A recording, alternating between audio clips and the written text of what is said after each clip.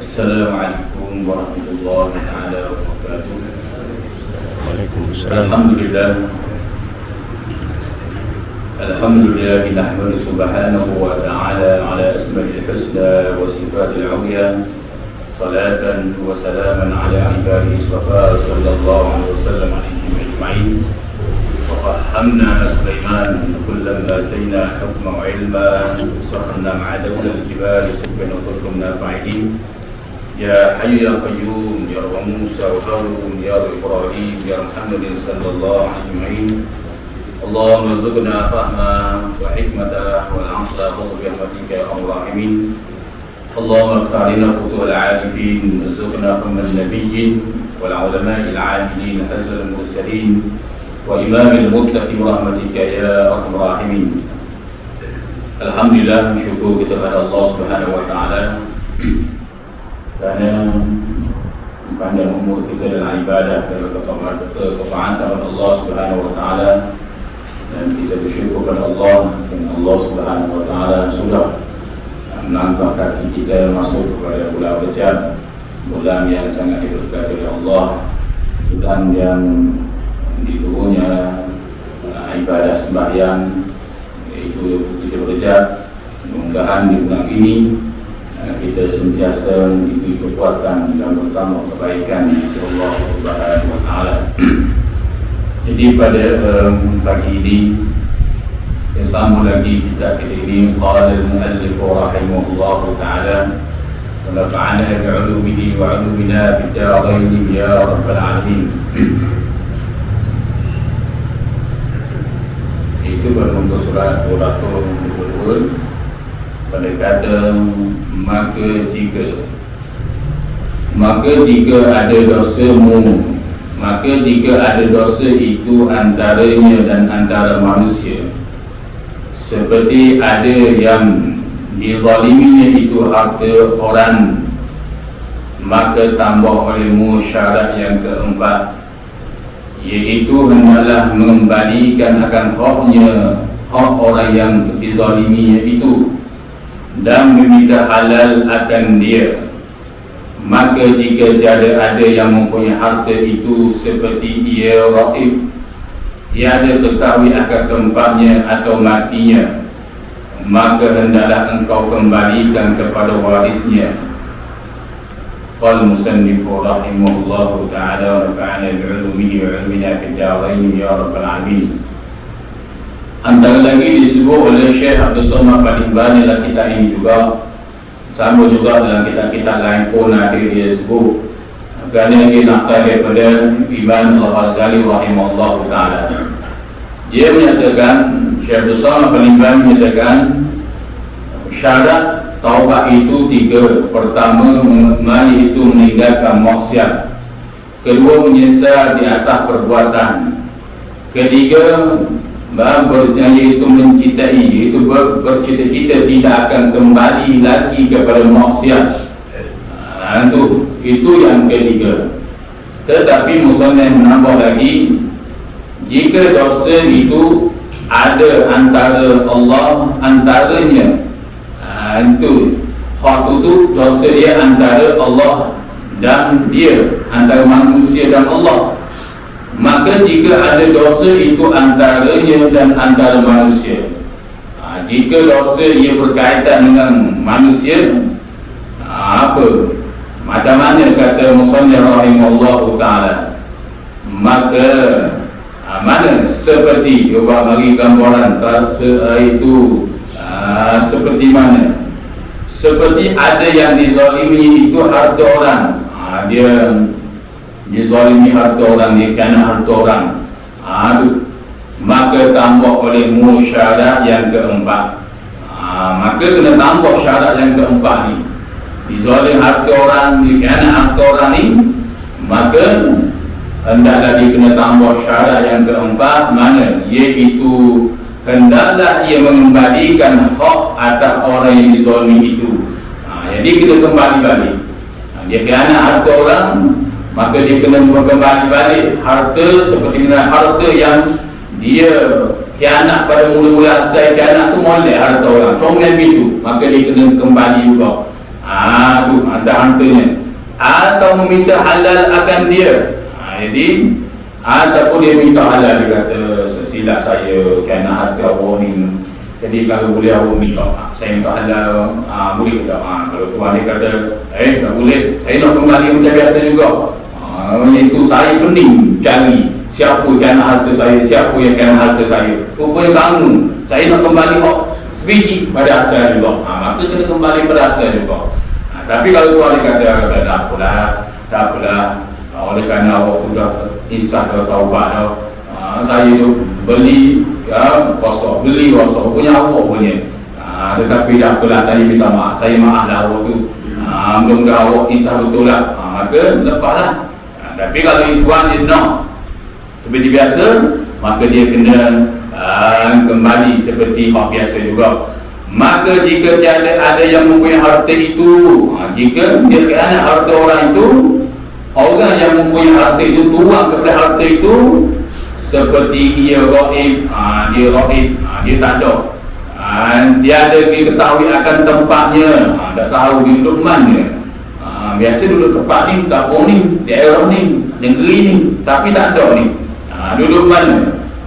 Atau mati dia, ataupun dia mati dah, masuk dalam kubur dah misalnya kata, mati dah, maka hendaklah engkau kembalikan kepada warisnya.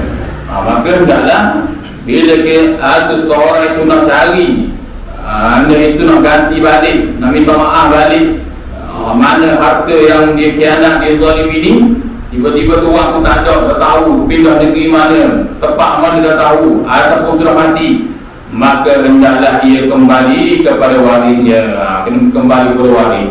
Ini waris itu yang orang yang dapat terima harta pusaka. Perkara yang berkaitan dengan orang yang menerima harta pusaka, anak dia, isteri dia dan sebagainya, itu maka kena kembali, kena bagi kepada anak dia. Ni kita jumpa dia, kita kata ni harta awak ni, itu harta ni, iaitu seorang zalimi, zalim orang awak ni, saya kembali balik ni, kena bagi pada warisnya. Maka jika tiada warisnya, tak ada waris dia pun dah tahu duduk mana, dah tahu hilang mana, dah tahu di mana, ataupun mati ke, waris dia pun mati dah lama dah, kalau lama dah waris dia pun mati juga, tak tahu dah. Maka jika tiada warisnya, maka jika tak dapat, iaitu jika dapat engkau sedekahkan kepada fuqara, dan maka perbuat olehmu akan demikian itu. Maka bila tak ada waris, maka hendaklah kamu sedekahkan kepada fuqara, iaitu fakir miskin. Itu mana sedekah kepada fakir miskin itu, maka perbuat olehmu akan demikian itu. Maka jika tiada kuasa engkau, maknanya buat, tak kira lah, bukan fakir miskin saja. Dia ambil harta dia tu, dia ambil, kalau harta kata barang yang dia khianat tu, harga pasaran begitu-begitu, maka kena harga pasaran begitu, maka dia kena ambil harga pasaran tu, dia sedekah. Masjid ke, buat masjid, buat surau, tu dia antaranya. Jadi dia boleh buat itu. Tapi dia niat untuk pahala tu kepada orang yang pemilik harta yang dia telah khianat, dia telah menzalimi itu. Maka jika tiada kuasa engkau akan demikian itu, seperti ketiadaan bagimu harta kerana engkau miskin ataupun fakir, maka hendaklah engkau memperbanyakkan berbuat ibadah dan berbuat kebajikan dan taubat kepada Allah, serta engkau pohonkan kepada Allah Subhanahu wa taala bahawa ia Allah menghalalkan akan demikian itu harta pada hari kiamat. Jadi hak tu hak ada harta, maknanya dia boleh ganti balik, sebab dia senang, dia boleh ganti balik. Ada pun bagi orang yang miskin, dia khianat, dia pandai sangat khianat harta orang, patut nak ganti tak boleh. Sebab apa tak boleh nak ganti? Sebab faktor dia miskin, ataupun dia fakir. Miskin ada juga barang sikit-sikit, fakir ni tak ada langsung, tu dia juga fakir miskin.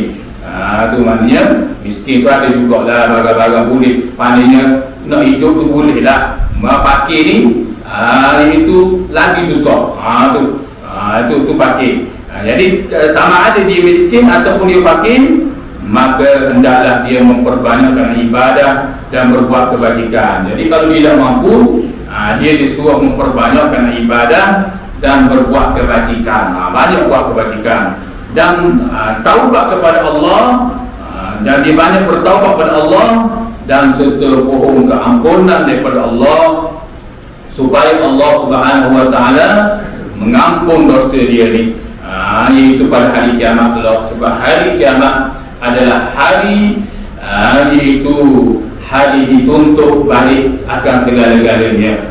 Yaumul adl adalah hari keadilan. Manusia yang terlepas di atas dunia, tak kira siapa saja, pimpin ke rakyat ke, tak kira, di dunia dia terlepas, tapi bila bertemu di hari kiamat, dia dikatakan sebagai hari yaumul adl, hari yang adil, maka akan dibicara satu persatu, tak lepas sikit pun. Sehingga yang Rasulullah sebut, kalaulah urusan manusia, kalaulah urusan kambing syatul jalhai qarnai, kambing yang tidak bertanduk dengan kambing yang bertanduk pun dibuat perhitungan. Tu pun kambing, disebabkan kambing dia bergocok, dia belaga, tiba-tiba patah pada tanduk hok A ni. Maka hok A ni, kambing yang A ni, orang yang tidak bertanduk ni akan tuntut di haikal kelak kepada kambing yang ditanduk. Tapi cuma dia tuntut, rupanya bak awak gini, saya lepas gitu, tak ada lah kata dia diazab, dibicara, tak ada. Tapi manusia sama ada ke neraka, na'udzubillah, ataupun ke syurga. Itulah hari kiamat. Qal musannifu rahimahullahu ta'ala. Jadi ataupun dia buatnya ibadah, dia tambah oleh Syekh Iman Abdul Salam, dia banyak buat ibadah kepada Allah, mohon keampunan, dan dia minta Allah SWT ampun dosa si fulan, sekian-sekian yang dia menzalimi harta. Jadi nak cari waris, tak ada.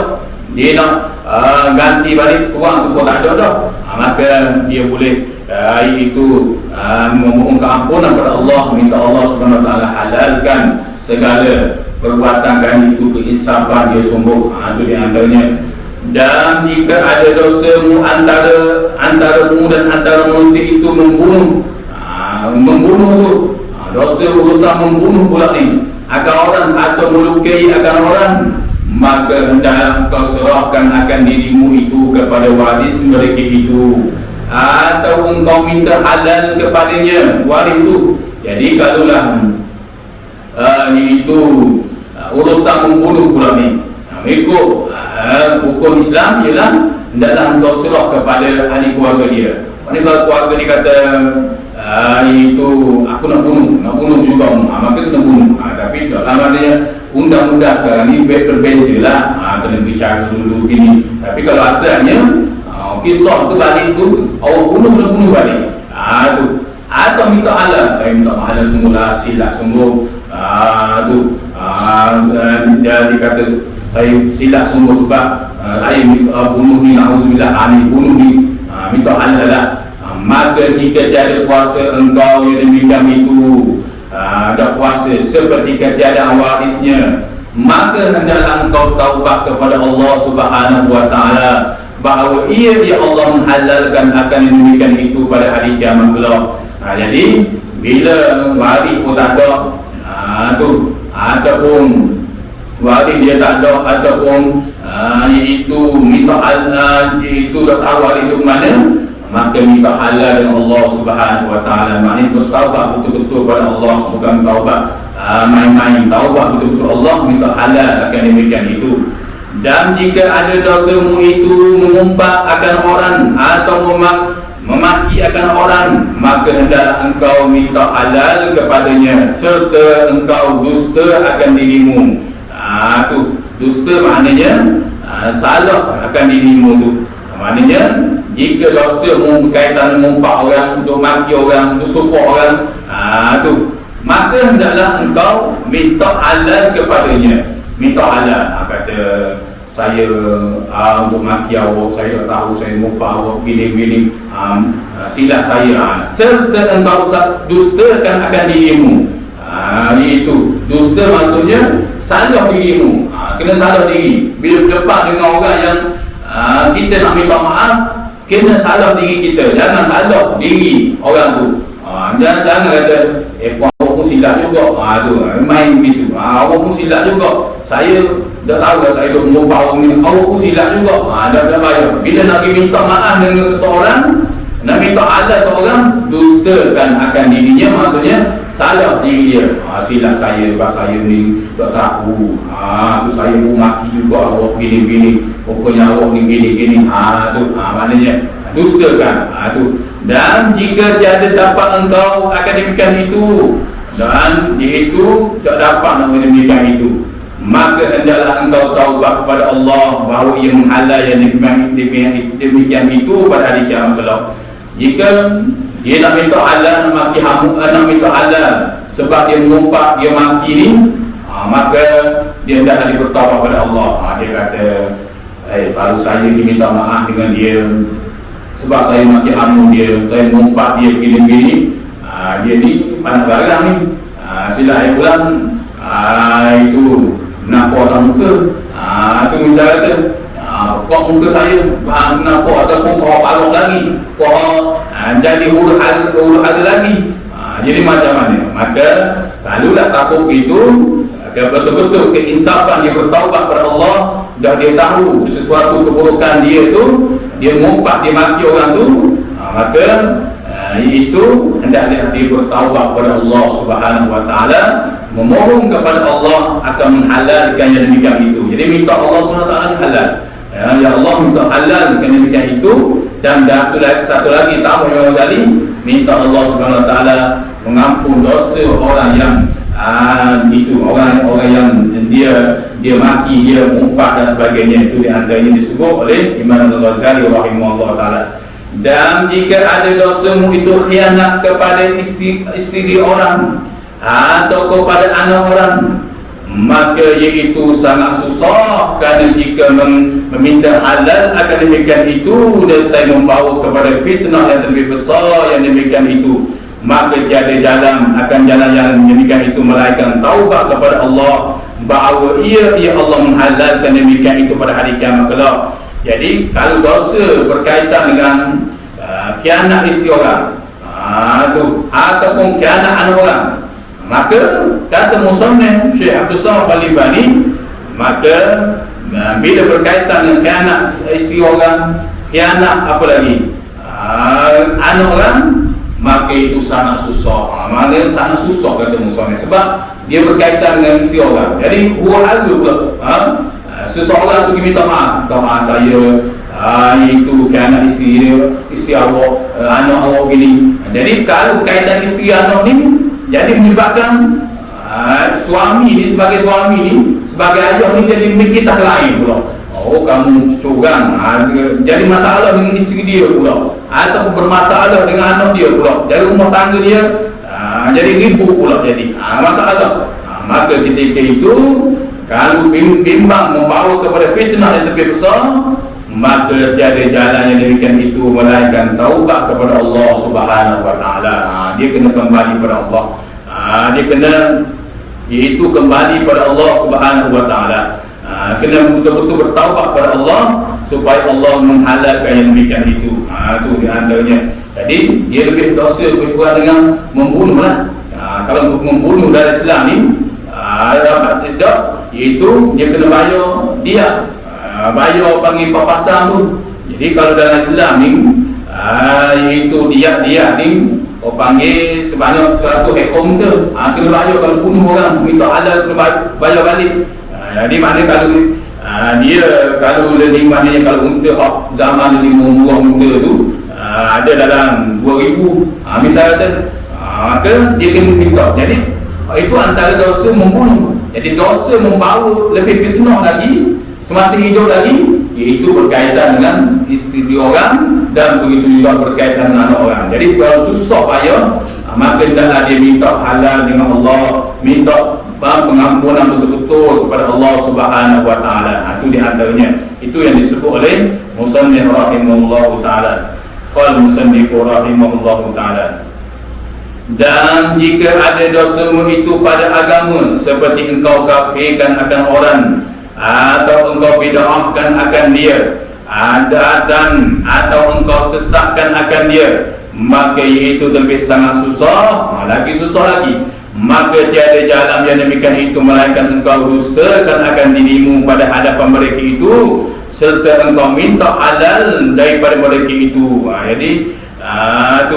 Jadi antara dosa lagi, bila dosa berkaitan dengan urusan agama, seperti dia mengkafirkan orang, dia kafir orang, dia kafirkan orang, maknanya kalau dia mengkafirkan orang ini, letaklah itu garis panduan imam gini, kalau orang langgar jadi kafir itu urusan lain, memang urusan jelas. Langgar berkaitan dengan boleh menjadi kafir, murtad tu, na'udzubillah, maka itu kalau jelas, ada apa dari masalah. Atau membida'ahkan orang, suka bida'ah orang, orang buat amalan ni, buat bida'ah ni, orang buat bida'ah ni, tu suka bida'ah orang. Atau dia sesatkan orang, dia ni sesat, kalau sesat semua tu lain cerita.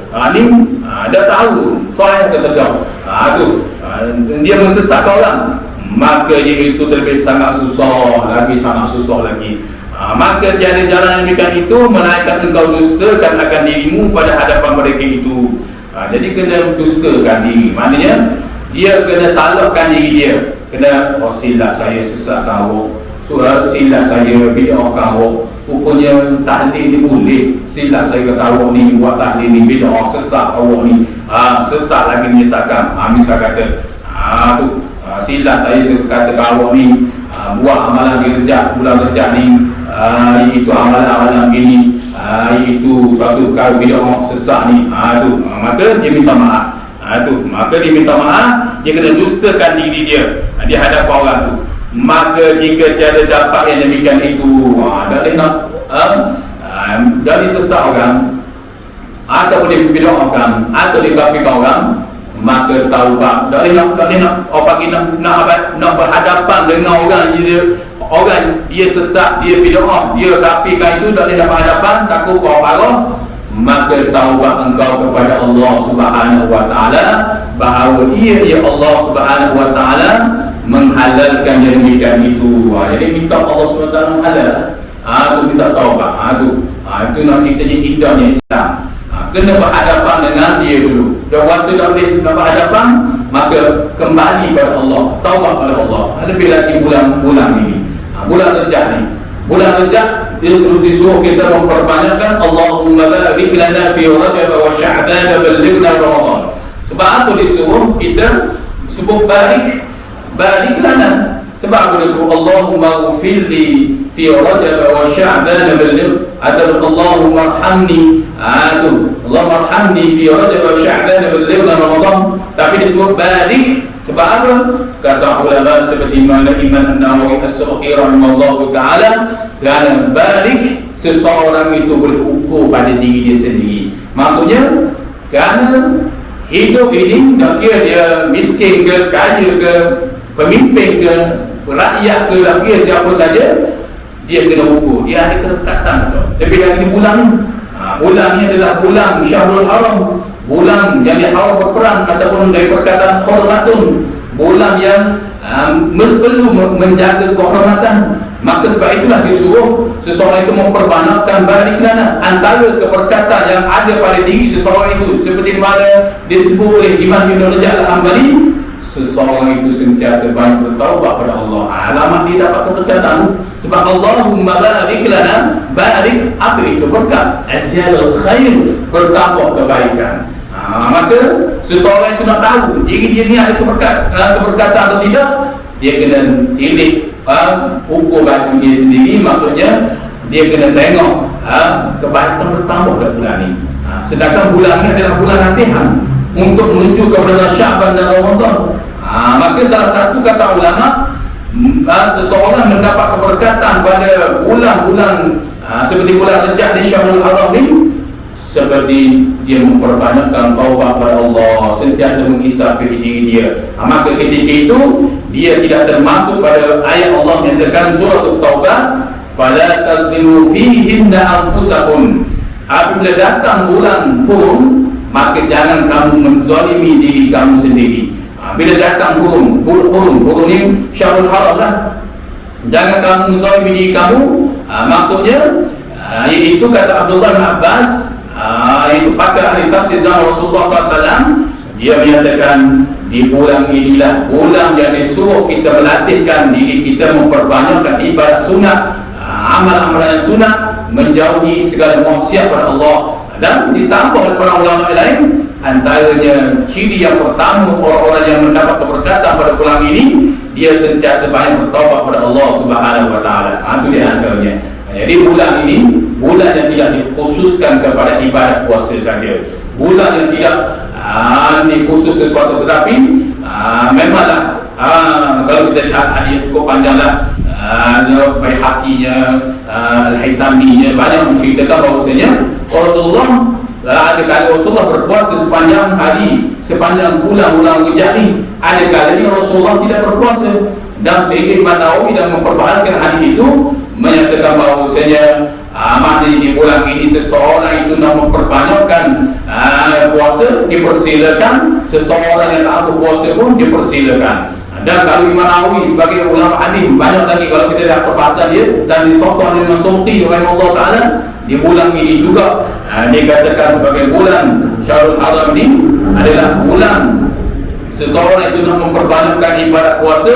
Antara disuruh dia memperbanyakkan puasa di Senin kami. Antara lagi Yaumul Bid, hari 13 Ba'dah, ataupun Selasa hari kalau nak banyak berpuasa. Tapi kalau dia tangguh berpuasa, hari itu dia nak membaca Al-Quran, maka kata ulama antara waktu malam dengan tengah malam dia latih baca Al-Quran. Ataupun dia nak memperbanyakkan sembahyang sunat, maka dia menuju kepada ibadat tahajud yang berbesar. Ataupun dia nak menuju kepada zikrullah, ni dia memperbanyakkan istighfar kepada Allah Subhanahu wa taala. Mana boleh berkata banyak istighfar. Maka bulan ini adalah bulan untuk melatih seseorang sebelum dia menuju kepada bulan yang lebih besar lagi, Sya'ban, sehinggalah bertemu dengan bulan Ramadan. Jadi sebab itulah, itu kalau kita lihat kita mengcoba di kalangan para ulama, tak kira dah sembahyang sunat ke, sembahyang fardu ke, sembahyang apa ke, disuruh memperbanyakkan baca Allahumma barik. Allahumma barik lana fi Rajab wa Sya'ban bil lailatul Ramadan tu banyak. Kerana seorang tu dia bila banyak membaca Allahumma barik lana ni, ya Allah berilah keberkatan pada bulan Rejab ni, sehinggalah begitu Sya'ban sehingga sampai bulan Ramadan ni, maka seorang tu boleh tahu keadaan diri dia, sama ada diri dia ni ada keberkatan hidup. Sebab utama dari sebab kehidupan manusia yang mencari redha Allah, mesti yang pertama mendapat keberkatan hidup daripada Allah. Nak tahu keberkatan hidup dia ada atau tidak, dia tengok kebaikan ataupun hati dia tu jemu tidak dengan kebaikan.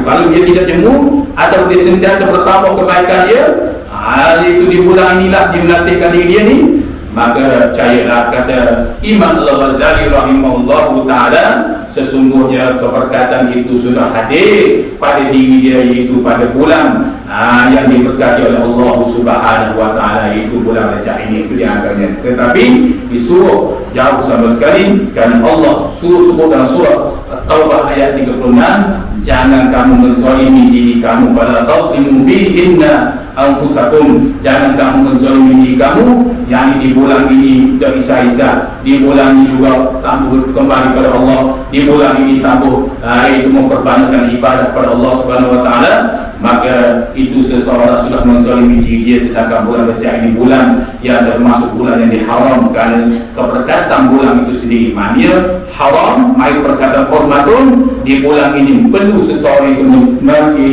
menjaga kehormatan dia dan mencari kemuliaan di sisi Allah Subhanahu wa taala. Al-faslu tsani fil khauf, jadi fasal yang kedua pada niat khauf. Jadi kita tulis sini, mudah-mudahan apa yang kita dengar pada pagi ini menjadi manfaat untuk semua. Mudah-mudahan Allah SWT sentiasa memberi kekuatan dan kita memberikan keberkatan kepada Allah, dan sentiasa mendapat keberkatan yang diberikan Allah. Allah Subhanahu wa taala. Wallahu a'lam bishawab. Bismillahirrahmanirrahim. Ya Rabbana alhamdulillah wa jalalihi al-'azim al-ghalib. اللهم زينا بزينة الإيمان واجعلنا هداة مهتدين. ربنا آتنا في الدنيا حسنة وفي الآخرة حسنة وقنا عذاب النار. وصلى الله على سيدنا محمد وعلى آله وصحبه وسلم والحمد لله رب العالمين. السلام عليكم ورحمة الله تعالى.